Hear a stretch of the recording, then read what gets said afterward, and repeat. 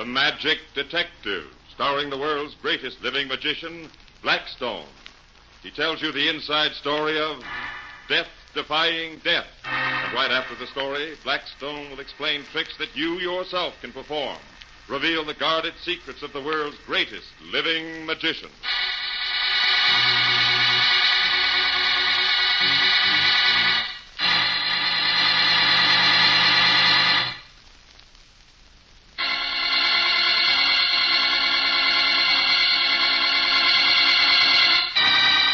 Now stand by for Blackstone, the Magic Detective.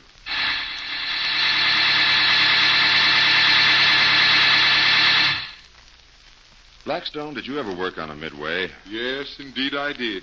Years ago. Lots of magicians start out that way, working carnivals and country fairs. Well, when I was a kid, I used to love the acts at carnivals better than anything else in the world. I was firmly convinced that when I grew up, I was going to be an acrobat or a high diver. If I was very lucky, that is. Well, there's nothing particularly lucky about some high divers. Do you remember Steve Matthews, Blackstone? I certainly do, Rhoda. He was good and unlucky. Who was he, a high diver? Mm-hmm. He used to dive from a tower into a little tank of water about 6 feet deep. Gee, it was a wonderful stunt. Whatever happened to him? Murder. Murder? Mm-hmm. But that didn't have anything to do with his diving, did it? You better tell Alan about it, Blackstone. Well, there was a carnival playing near here one day, a year or so ago, and Rhoda and I went out to see it.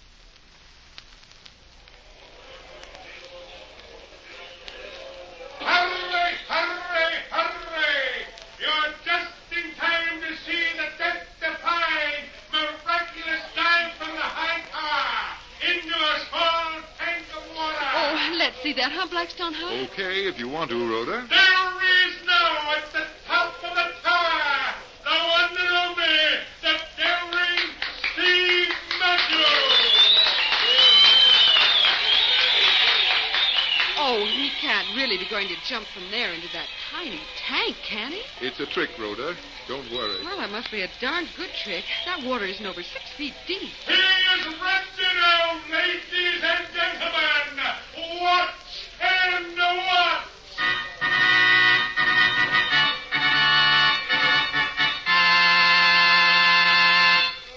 Oh, look. There he goes, right into the tank. Why doesn't he come out of the tank, Blackstone? He'll drown if he stays underwater any longer. I don't know.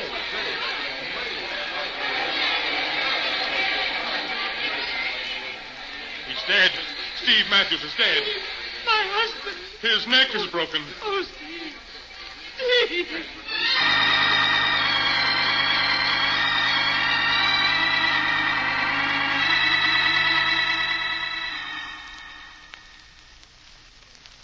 I want to see Mr. Blackstone, please, miss. Why, yes, Mrs. Matthews, come right in. You know me? Well, Mr. Blackstone and I were at the carnival today. Then you know it was murder. Who is that at the door, Rhoda? It's Mrs. Matthews, Blackstone. Mrs. Matthews? Oh, I can't tell you how sorry Rhoda and I feel about that terrible accident, Mrs. Matthews. Accident? Accident? That was no accident. It was a murder. Oh, you can't mean that. But I do. I do. Mrs. Matthews, you're overwrought. That was a very tragic happening this afternoon, but murder? No. Your husband broke his neck as he dived into that tank. He probably made a deeper dive than he usually did, or he landed wrong. It must have been something like that. But you don't know what happened before he made that dive. He was threatened. Jerry Lynn told him that he wouldn't live after today. Oh, excuse me, I'll go. Go ahead, Rhoda. Is she here? Mrs. Matthews here? Why, yes, but... Alice, what are you doing here? I told you to stay at home. You can't order me around. I came here to tell Blackstone that you murdered Steve. Alice, my dear, I'll take you home. You're upset. Take your hands off me. Stay away. You're a murderer. Mr. Blackstone, you must realize that Mrs. Matthews has had a great shock. She's overwrought and doesn't realize what she's saying. I'll take her home. No, don't make me go with him. Don't. Nobody will make you go anywhere that you don't want to. Please tell him to go away. Make him leave me alone. Mr. Lynn, Mrs. Matthews can stay here tonight. She is, as you say, very upset. Perhaps it would be better. We'll look after her. Well, if you think it's best. Good night, Alice. Remember, I'll do anything to help you. The Mr. Blackstone, Steve Matthews was my best friend. I'd do anything for him or for Alice. Make him go away. Good night, Mr. Blackstone. Look after her for me. Oh, his best friend. What a lie. He hated him because I married him. He was jealous that I chose Steve instead of him. Jerry was in love with you? Oh, he thought he was. But really, he hated me. Just as his warped mind makes him hate everybody. When I married Steve, he said he'd kill him. And he tried once years ago. What happened? He tried to stab him, but I stopped him. Look, that's how I got the scar on my arm. Well, what happened then? Oh, we left the carnival, Steve and I. And we never saw him again until last week. Then he asked me to go away with him. I refused, of course. And today he threatened your husband? Yes. He said that if Steve didn't give me a divorce, he'd kill him. I didn't want a divorce. I love my husband. I saw your husband make that last dive. How could Jerry possibly have killed him? Someone would have seen it. I don't know. I don't know. Well, now look, Mrs. Matthews. Rhoda will show you a place to lie down, and then she and I will see if we can find out anything for you.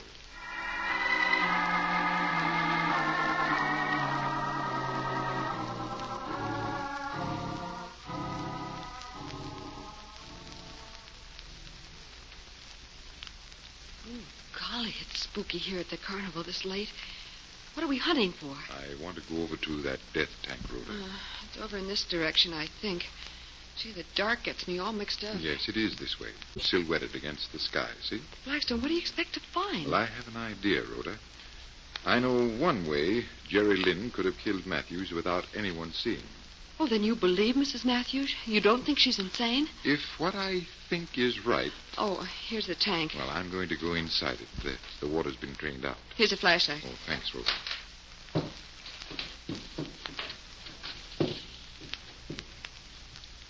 I was right, Rhoda. It's murder. Shh, quiet. I hear somebody moving. Stay where you are, Rhoda Brent. Oh, Mr. Lynn. I got you covered. You'll never get away from here alive. But I haven't done anything. I don't know anything. I just came for a walk, that's all. Where's Blackstone? Well, he's at home. Yeah, he stayed home with Mrs. Matthews. That's what he did. I don't believe you. Well, it's true. Pick up your hands, Lynn. Look out, Blackstone. He's got a gun. And so have I, in his ribs. Drop yours, Lynn, or I'll have to pull the trigger. And now we're going to take a little trip to the police.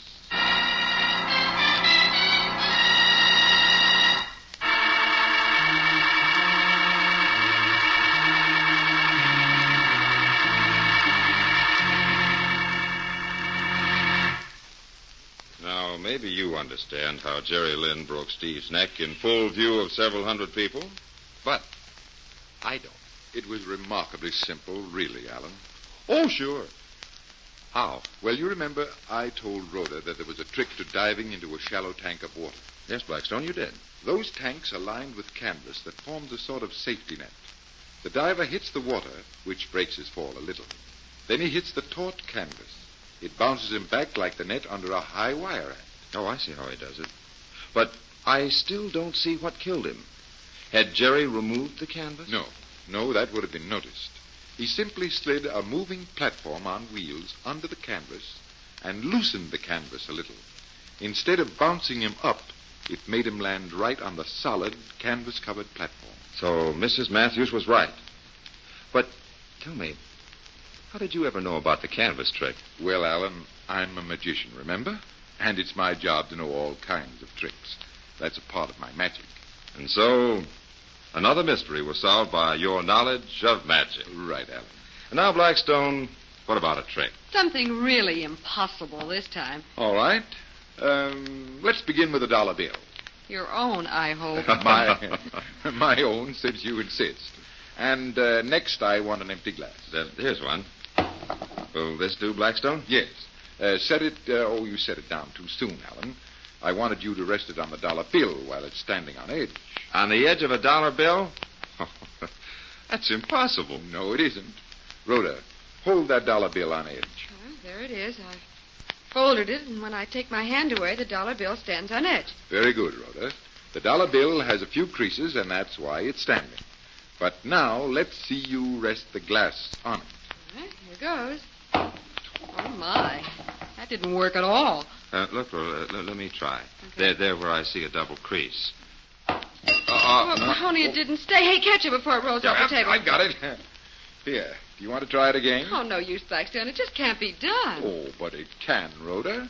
You mean you can actually stand a dollar bill on edge and make a glass stand on the dollar bill? I can. On that table, right in front of it? On that very table. And take your hands away with no strings, magnets, or nothing to brace the dollar bill? Right, Rhoda. I'll stand the bill on edge and balance the glass on the top edge of the bill. Show us. Well, you try it a few more times, and if you can't catch on, I'll be back to show you just how it's done.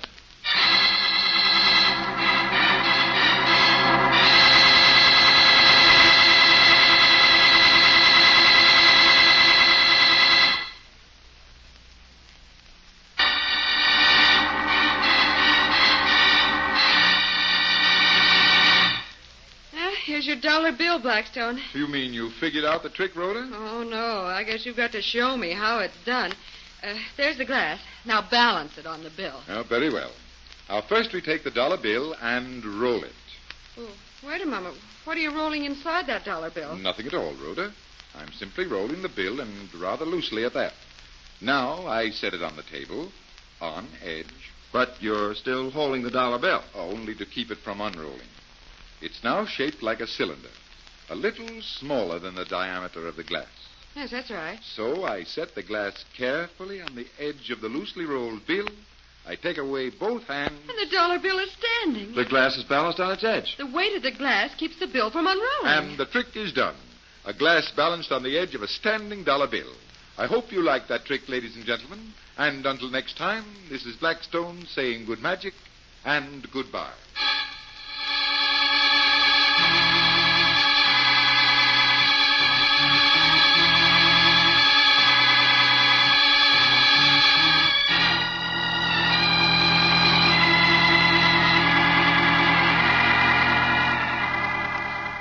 Be with us next time when the world's greatest living magician, Blackstone, tells us the story of the criminal who caught himself and explains more tricks that you yourself can perform. Listen in again to Blackstone, the world's greatest living magician.